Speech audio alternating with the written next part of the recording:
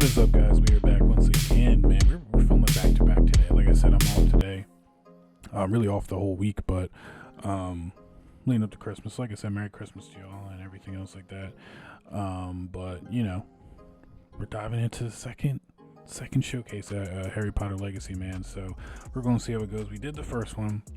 It was long, so this one's going to be long, and everyone's like, David, why do you make long videos? Well, we're covering it, y'all. We're covering it. We'll be putting some stuff into shorts and everything if people want to watch that, so that way you can get the gist of that. And if you want to come watch the full video, have it playing in the background or whatever else like that. Have my commentary. Maybe you disagree, maybe you agree. Put it in the comments, man. I usually respond to all the comments. I read them, so you know we could have a long discussion on it. Like I said, I'm in the middle.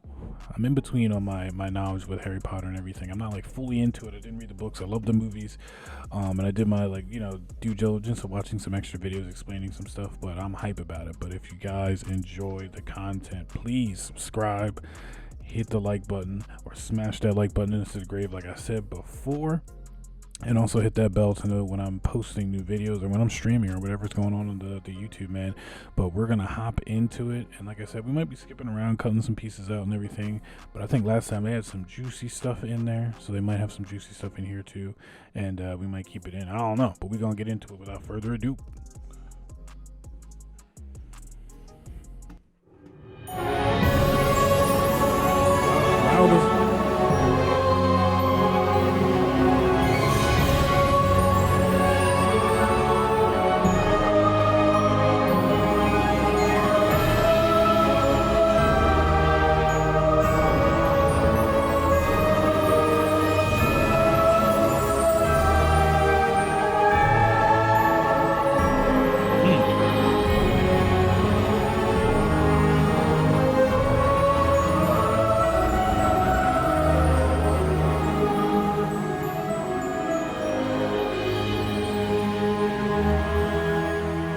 Showing the day to night cycle again. Hey everybody, welcome to the Hogwarts Legacy Gameplay Showcase. I'm Chandler Wood, Community Manager here at Avalanche Software, and I'm honored to introduce you to our panel today. First up, we have community guest host, Ben Snow. Oh my God, I can't believe this is happening. Thank you so much for having me. And from the Avalanche team, we have Game Director Alan Tu. Hello everybody. And Systems Designer Mackenzie Toner. Hi. And finally, just off screen capturing gameplay for us, Andrew Corum. Today we'll be giving you a taste of the open world via broom flight, a deeper look at combat using the Dark Arts Battle Arena, and a look at your personalizable home within Hogwarts, the Room of Requirement, where we may even see some beasts. Okay. And we're starting right where we left off in our last gameplay showcase, just outside Hogwarts, which I love that we can walk out of the castle after walking through everything and then just come out here and take off on your broom out into the open world. And Alan, I know that's something that you particularly like about Hogwarts Legacy too. Yeah, I'm a big fan of just being able to hop on the broom and go anywhere. There's something about kind of like the sensation of everything being open to you, and just I love the proximity that I can get to things. I love flying close to the ground, and I kind of wanted to talk about it just because I feel like the brooms are fun for me, not just because of all those feelings of exhilaration, but because they're not just I have a broom and it's done. I actually kind of like some of the mechanics in it. So you see in the lower right there's a meter there, and occasionally as Andrew's kind of flying up or flying down, you might notice it draining or not. And this isn't the present day where all the broom technology is well known and advanced and everything that we know and love. This is an earlier time where they're still trying to figure out, we're not at the 3000 yet. We're at the 11. So. Oh my goodness, I'm just so speechless right now because this is just so beautiful. The world just looks so. By the way, the broom, is that like the only one, or can you like upgrade that broom to go faster? Yeah, so we have a shop in Hogsmeade, actually a broom shop. And so that sells a variety of different brooms. And it was important to us that the player could customize themselves based on their own aesthetic. So they're purely cosmetic, but if you talk to the shopkeep and help him out, he'll actually sell upgrades. Yeah, and those upgrades will make it so that where normally the broom, you can only fly, you can only go at max speed. It's kind of like a turbo meter down there. You can only go at max speed without the meter going down, kind of closer to the ground. And as you raise into the air, you'll notice the meter drop. And so those upgrades will allow you to increase that distance from the ground. And the broom owner at the sporting goods store in Hogsmeade is trying to perfect the broom and get better at it and know it better. And you can participate that and get better and better brooms through that. That looks really good. And I love that mechanic encourages you to actually explore the world and kind of stay close to the ground. It's not just a travel mechanic, point A to point B.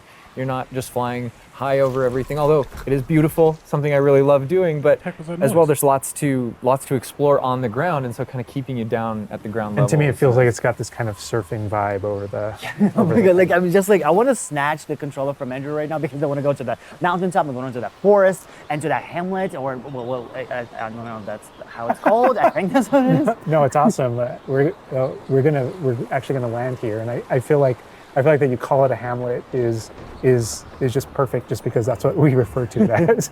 And so we all know from lore that Hogsmeade is the only all wizarding village within Britain, but we wanted other opportunities to kind of meet other characters out here and to kind of populate the landscape, so it's not just kind of barren as you leave out this direction and that direction. And so we just imagine these different dwellings, these different smaller locations that wizards might live in out in the Scottish Highlands.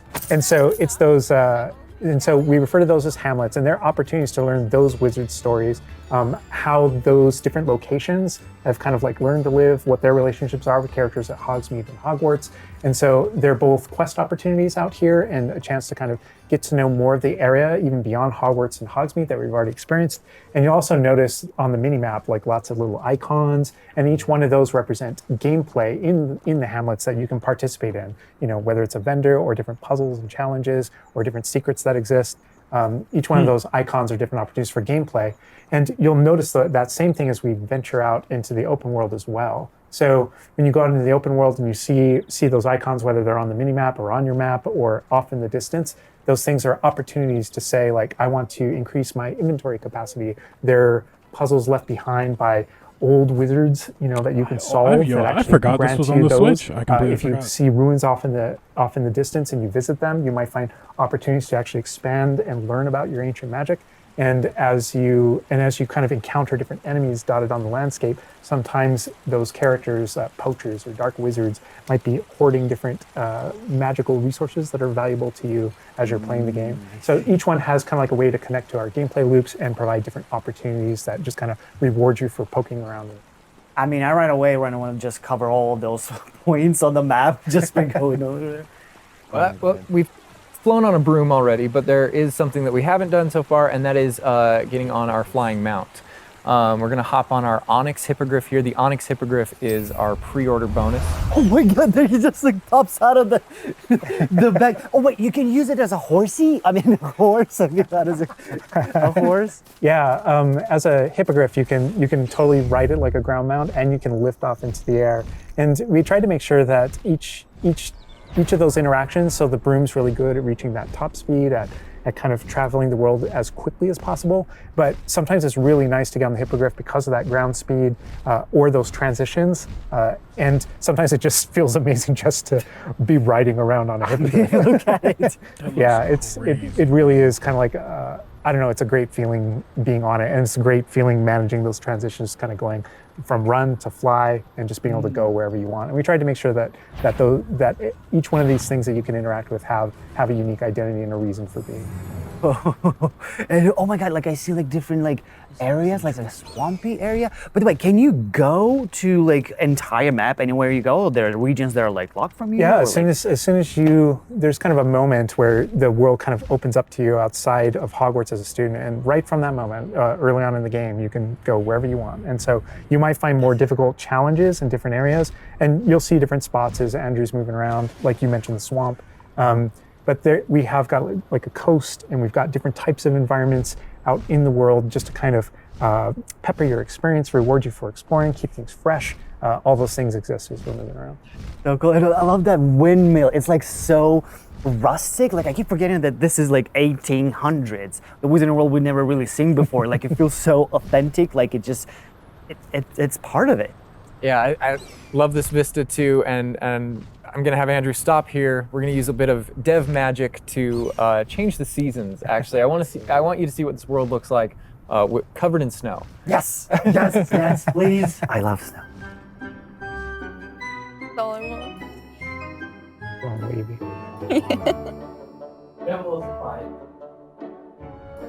Oh my god. This is I so wonder- beautiful. Oh my goodness. This is so pretty. I wonder if Like, it's it real was life so season realistic. tasting. Oh my god, it changes the landscape like completely. Oh my god, does it have like actual like gameplay impact, like impact on the gameplay, or does it like it's just the weather of Scotland?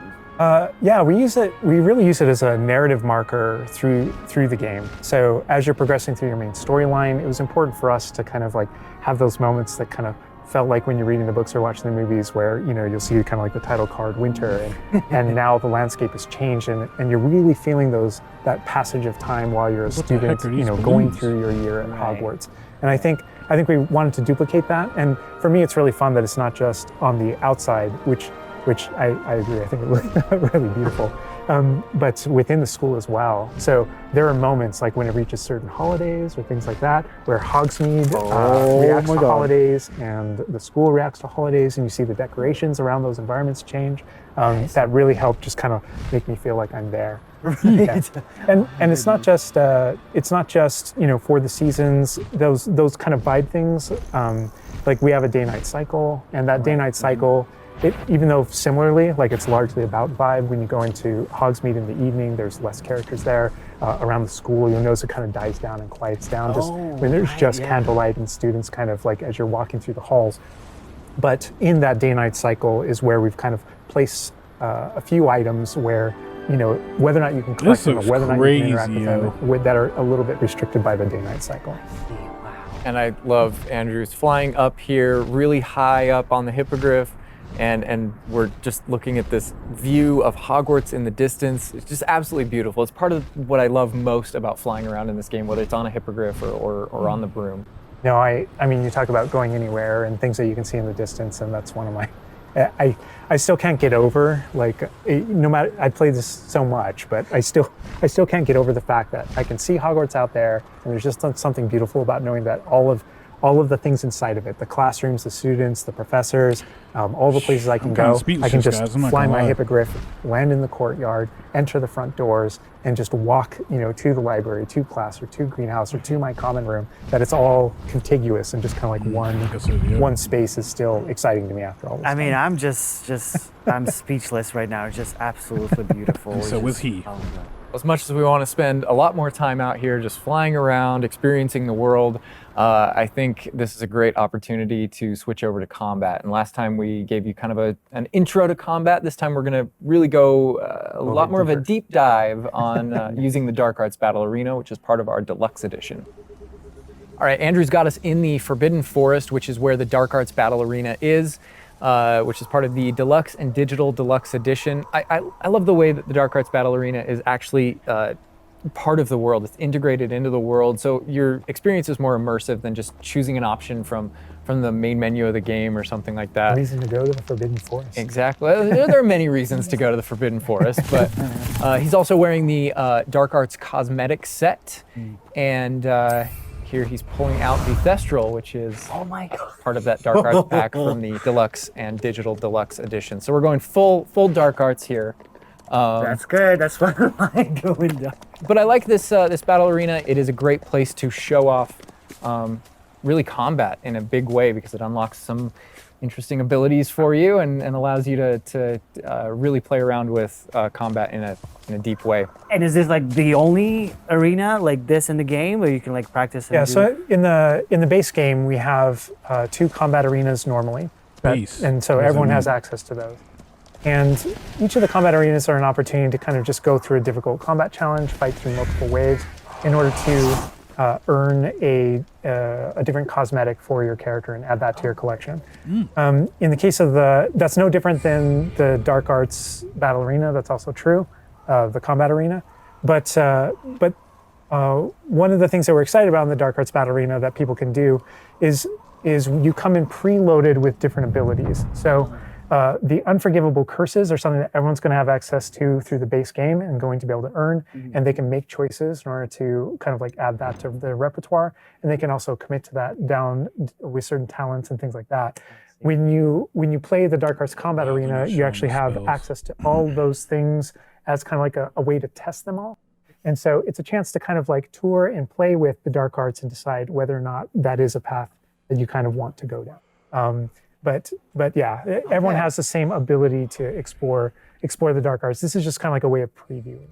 And again, a great place for us to show off combat in general. So I think we're gonna jump in here. Andrew's gonna start battling, and we can start talking about everything you're seeing on the screen.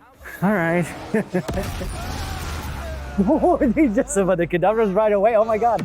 We're starting off strong. Oh my god. Was that Kujio? Oh my god.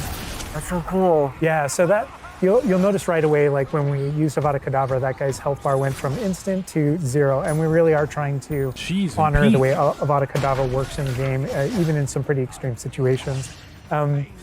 You'll notice that like the meter takes up a lot longer to kind of build up as a way to kind of deal with its extreme power, just so that it's still fun to use. And then there's some ways that we'll probably talk about to adjust that.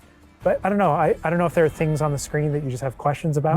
Well, like I see like little blue things pop up from the enemies. Also, like that sign, well, it's like, so in the community we call it the ancient magic sign. I don't know if that's how it's called in the game. So the community is astute. So on the development side and in player facing in the game, we reference that as your ancient magic meter. Oh, so it is ancient magic. That is, yeah. So as your abilities in the game keep growing and you become exposed to some of the secrets about your own kind of history and your own abilities, you start unlocking new powers. So one of those powers, you'll see the R1 button appearing throughout the game. That's an ancient magic throw, we call it, that allows you to kind of like draw an object to you and fling it at an enemy. But whenever you see the R1 or the L1 plus R1 appear over somebody's head, that's an ability to cast a very devastating and powerful ancient magic spell to do a ton of damage against the character. I see. And the way that manifests itself depends on the type of enemy that you're fighting. And you'll see a wide variety of enemies in here that are pressuring the player in different ways. You'll notice there's abilities that kind of bubble up under the player as he's fighting that force him to move. And there's different ways that we want the player to kind of move around on the battlefield. And that's actually a good link to the ancient magic meter in general. And the reason why I say that is because as you're doing different things in combat, you're Protegoing and you're doing different abilities and you can kind of spec into it with your talents, there are different ways to get that meter to build faster and faster. So one of the most effective base ways to build up that meter fast, that way you can launch these devastating attacks whenever you want to, is to actually perform combos. So you see that combo appearing, and it's almost like your emotions are building up, and then basically that builds up enough that you can attack someone. But as the combo meter builds up, at some point you strike someone and a piece of their magic kind of falls out of them. You'll see these blue orbs in the game world, and there's something that only you can see in the narrative, in the world. And it's another reason to move around on the battlefield. If you can go up and collect those things and suck them in, they give big jumps to that ancient magic meter as we're playing.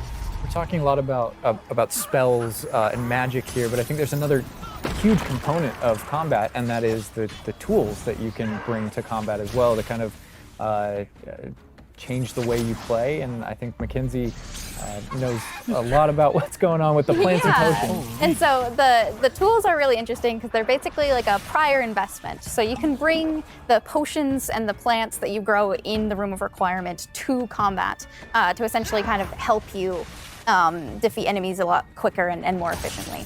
So some of the tools that you'll see here are like the rock skin potion. So that is something that basically covers your skin in this like rocky material that reduces the incoming damage that you're receiving. So against big enemies, hard-hitting enemies like trolls, that's super helpful. Oh my god, she's just destroying. The troll just collapsed from whatever the kid. Obviously, we have the Wiggenweld potion as well, which increases your health. And then we have the focus potion. So when Alan talks about having to balance Avada Kedavra with a long cooldown, because obviously it's an instant kill, one thing that you could do is brew a focus potion, and that will increase how quickly your cooldowns regain. Right. There's just so much like versatility, like in what the character is doing to the troll right now. Like he's just bouncing around the arena. He's like, yo, this combat, and the troll makes him move crazy. Around too, like. And I love that our plants are violent.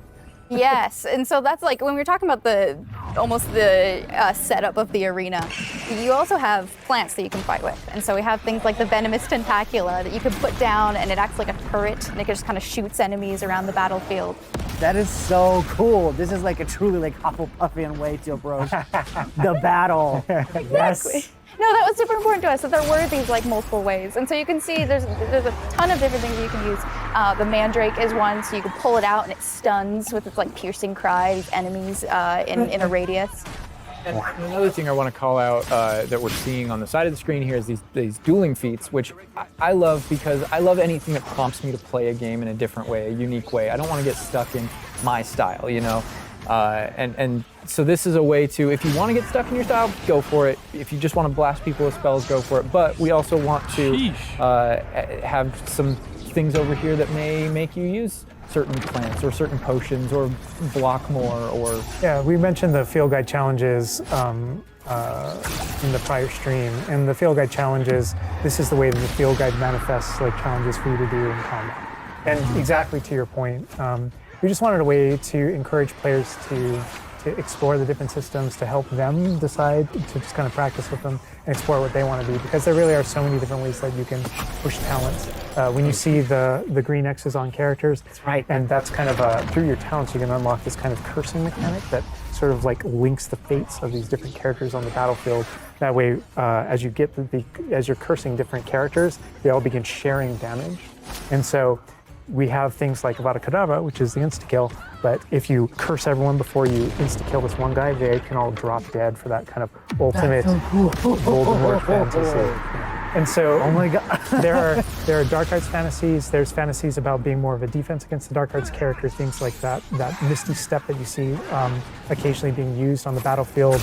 And we can also spec into our potions and plants to make them more powerful and more efficacious. So it's all about which type of player you feel like you are and whether or not you want to play with prep on the fly or with deliberation, and those are all different options. That is so cool because like it's like I see so much like going on the stream, just so much complexity, and I want to just try it myself, like which style works best. I mean, I feel like it's the dark arts is going to be the easiest route, but that ancient magic, to be honest, feels like much more powerful than just the dark arts. Yeah. To be fair. And speaking of plants and potions, we're going to be putting the dark arts away, put those unforgivable curses away, and heading to the Room of Requirement, which is your home within Hogwarts, a personalizable space that actually has some utility as well, where you get to brew things and grow things and also care for some beasts. Looks like we lost some resolution. Right, Andrew's got us in the Room of Requirement, wearing, we kind of went casual mode on the outfit here, wearing a nice jumper. And I think that's a good jumping off point for the personalization of the space as well. Not just your character and the visuals of your character, but actually this space is a place that you can make your own. Yeah, it was super important to us that this space really did feel like your reflection as a wizard. So you can change the architecture in here. What? Different themes throughout, starkly different themes, to really just hammer home that this is yours. Oh my God! What? This is beautiful. We never expected that to be. Oh my God. That's the thing is not only can you change the architecture here, but you can actually conjure little objects into this space, as you can see. So there's like statues that you can do and ornaments and tables and rugs and just a bunch of little things that really flesh out the space and bring it to life. Oh my God, because like we had an idea that those places where you brew stuff, that's where you can change, but you can do all of this. Where do you even get this stuff? Like there's a furniture store? Yeah, so we call them conjurations. And the conjuration recipes can be purchased at Tomes and Scrolls in Hogsmeade. But also as you engage in different types of gameplay throughout the world, you'll be rewarded with different objects. That's so cool. And you change color? Mm-hmm. You can change the color, you can change the size of it, and you can place it basically anywhere. Oh my God, it's so tiny. It's like for baby Niffler.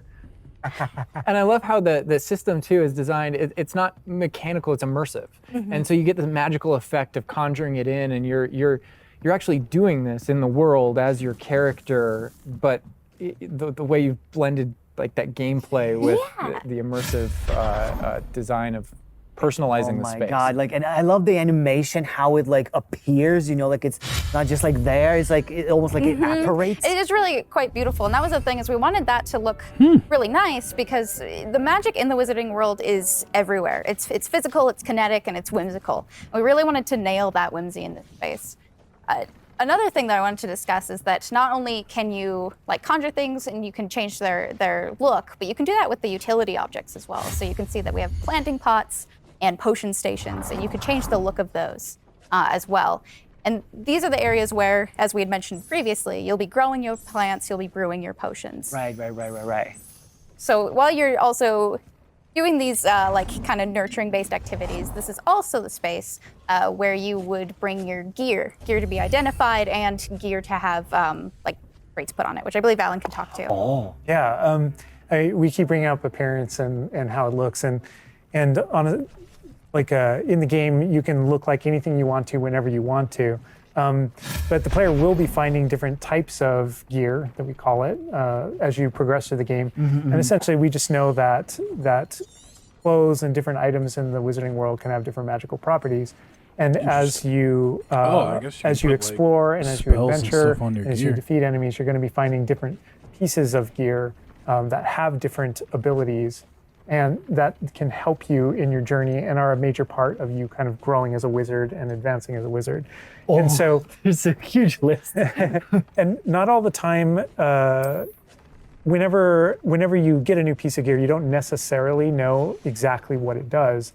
And so there is a station inside of the room of requirement that you can conjure. It's one of the first things you conjure, called an identification station, where you can actually bring that gear that you're uncertain about and learn what its abilities are. Right, yeah, that's so cool. And then as this space advances even further, and the space will eventually grow its own rooms, and you're going to get new recipes, you know, like Mackenzie's talking about, all these different things keep expanding. And as it expands, eventually you're going to earn what we see here, which is called a loom. And when you set up a loom, it's an ability to essentially customize exactly which magical properties are on your gear, and take any piece of gear and adjust its properties and to tweak what it does. And I mentioned earlier that you can make anything look like anything. The collection of appearances, we call it, or cosmetics, we've been referring to it in this stream. Those types of things you can use, and you can apply a look to any other look. So if you get a piece of gear, you put it on, you look like that, but you can change it to look like whatever you want.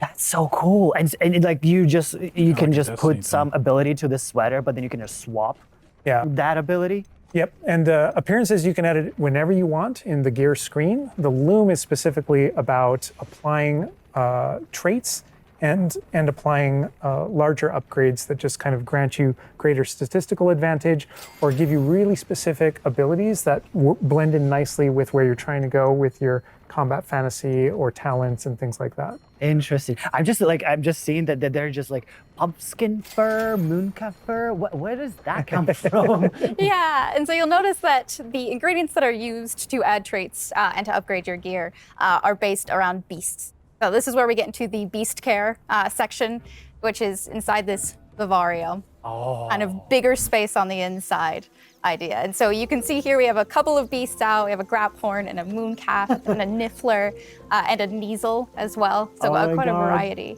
Oh my god, he's just like a big puppy. They're so cute. Cuddling. Oh my god, they're together. Oh, that's so cute. They're adorable. And so part of beast care is petting them as well, but feeding them too. And so once you do those things, that's when they feel safe enough that they'll give you their magical ingredients. So mooncalf fur, niffler fur, etc. That can then be used in your gear. That is like so like intuitive, because like you Wonder know, how many that makes sense, beasts you because can when you get. touch the animals, you get some fur leftovers. That's so. Oh my god. Yeah, and we really want to hammer home the fact that this is like a home that you're making for them. So in the overland, you can find these beast dens and rescue these beasts. Part of doing so is brushing them and feeding them food as well, and to build that relationship with your beasts. In addition to be able to care for beasts, you can actually conjure things in this space as well. The house, the cottage. Yeah, right. And so we have like a lot of little ornaments in this area, and a lot of them are purely cosmetic, but they look really cool. Again, it's the personalization of this space. Oh my goodness. No, this is like, I'm gonna spend 8 hours just designing this whole area to personalize. This is like cool. It's like you have this little play area, like a personalized fish tank, so to say, just for the creatures. I love it. Yeah, no, totally. And there's like a decoration aspect, but there's also, we were saying inside as well, is there's a utility aspect to it too. So as you progress in the game and you're able to purchase more conjurations, you're able to speed up your process. So one of them, for example, is the food processor, which allows for the beast in the space to automatically get feed, so you don't have to do it manually. And so you're really building the progression for yourself here. In addition, there's also a toy box where you can play with your beasts. And you'll see here, yeah. So you can, there's a bunch of toys in it, and each beast has their own favorite toys. So as you can imagine, the moon calf really likes the moon ball, or the Neasel, as like a little cat, really likes to chase the yarn ball as well. Right. And they're super cute. Oh my God. Watching them, it's so cute. And the big thing we really wanted to hammer home is that the world is a dangerous place. And so by going and rescuing these beasts and bringing them back here and caring for them, you're really helping them out. There's poachers in the overland who hunt these beasts for their material. So instead, you're caring for them. You're giving them a home. Right. Oh my God, this Raphorn is just gigantic. But he looks like my dog. My dog right now, for sure. You could actually name them as well. So like your dog. So getting back into that personalization, you know, yeah, we didn't want you to just like throw in, oh, here's a Graphorn in here. Like this can be named whatever Andrew's about to name them. Bruce. It's a good name. You know, we've created this really nice space, and you can get additional vivariums, correct? To different kind of aesthetics and looks to where you're keeping your beasts and caring for them. Progression is a big part of this space as well. So as you progress through the story, you will unlock more vivariums. So as you can see, this one's quite meadow themed, big, open, bright, but there's other ones, say like a swamp that you might encounter. And it's really a visual effect to and more space for your beast. Oh, so it's like those, so when we're inside the room requirement, there's like on the left, there's that moon glow from one entrance and then some shrubbery going on the right. Is that what you're talking about? Yep, that's exactly it. Ah, oh, you put trees in here too. Oh my goodness. And another thing with the beast care that I think is great, you know, tying back to this same kind of thing that you did with like the broom, where the broom is not just a method of travel, it's actually built in and integrated into the world. In the same way, like beast care isn't just this added element. You're not just throwing it on top. There's really this like narrative and integration to everything connects. So as you progress through the missions, you'll expand this space. As you earn resources, you'll go into Hogsmeade and use them to unlock the gameplay here and unlock new conjurations and different things to play around with in the open world. It's in those different environments, like the different combat and conflicts and bandit camps and different things like that exist in the overland. Those things are what hold recipes that exist in the loom. So all these things have a way of connecting. Moonstone that you find out in the world is the resource that we use to conjure everything. That's found throughout the world. Forageables are used for recipes. So really everything's like a cycle and keeps you coming back. But even with the story that's being told too, I think people know who Poppy is and that she has a particular affinity for beasts. Yeah, I mean, I think everything we're seeing here, you know, you're going to be venturing out into the world, and this is just kind of the tip of the iceberg, even of kind of like your interactions with beasts in that narrative. So, you know, you bringing up Poppy, there are more kind of mysteries to discover and things to discover out in the world that have to do with her and that have to do with caring for beasts. And so different characters have their own stuff. I like that. Just kind of make this all just kind of like the beginning of your journey. Well, we could spend hours in here, but we're gonna have to end the stream now. What do you think about what you've seen today? I mean, I'm just so blown away by how beautiful it looks. The open world seems so detailed and there's so many things to do, and like the combat, we're gonna spend like 2 weeks or more just breaking it down by pieces. There's just so much to this world. Like, I'm so happy you guys did this. overall gameplay. And that's just the tip of the iceberg. We've got more for you to discover and find on your own. Thank you so much for being here. Thank you for watching. Hogwarts Legacy is available for pre-order now. It releases February 10th with 72-hour early access for owners of the Collector's, Deluxe, and Digital Deluxe Edition. All right, well, February 10th, there it is, man. But whew, I feel overwhelmed only because we've watched the first one, now we're watching the second one, but there is a lot to this game, and I'm happy that we're finally getting games that are very in depth. Even if it's a single player game, it's very in depth, and it's showing us a lot of different like just aspects of the world. And as far as the castle, you get your own beast, you get to feed the beast. They seem like they have everything for everyone. Like I know a lot of my friends like combat. They might play it for the combat. A lot of my friends like to build stuff, change stuff, make scenery. They might play it for that. A lot of my friends like the story. My fiance's friend, she really just likes Harry Potter. I'm pretty sure this is coming out for the Switch. So, how good is it gonna look? I don't know. But she might have to get like a Switch Lite or something to play it with on the Switch Lite. But this looks amazing. This looks great, man. Avalanche Games, they knocked it out of the park. And this is, we'll be touching base on more stuff in videos coming on this channel as far as like catering to the fans. Like where have some of those games gone where they've canceled those games, or they made them, such as this, and it's amazing. Like we'll probably be touching on the Power Rangers game. What happened to that open world Power Rangers game that was supposed to happen? Like that would be amazing. Like this, like you go around with your friends, you're fighting things, there's dungeons, Destiny, like things like that. Like with this, I hope they continue updating stuff where maybe they will have a multiplayer dungeon where we get to go in with our friends. You get certain loot. You might not get the loot the first time, but maybe the second time, who knows? So I hope they do have like an online aspect for this later on. I wouldn't say on launch. Maybe they got to see how everything plans out, and probably some X's and O's and some ones and O's and everything else like that. But man, amazing. It looks amazing. We will be diving into this. I still don't know what we're gonna do, guys. It seems like this is so, like, there's so many things to do. Like we could do video, we could do stream. I don't know. Like there's gonna be different games where we can do like streaming, like, oh, this is story part 1, story part 2, blah blah blah, and we're walking through, and maybe some friends who are playing it will be able to join us, and we'll be talking to them while we're streaming and everything else like that. There might be some games where we're doing video on demand, where like Spider-Man, etc., because those ones are linear stories. Like we'll be able to do the story missions and everything else like that. But this has a lot to it, and I think I can't edit it. I don't want to edit it down for you guys because you're missing everything. So we'll see how it goes. I don't know.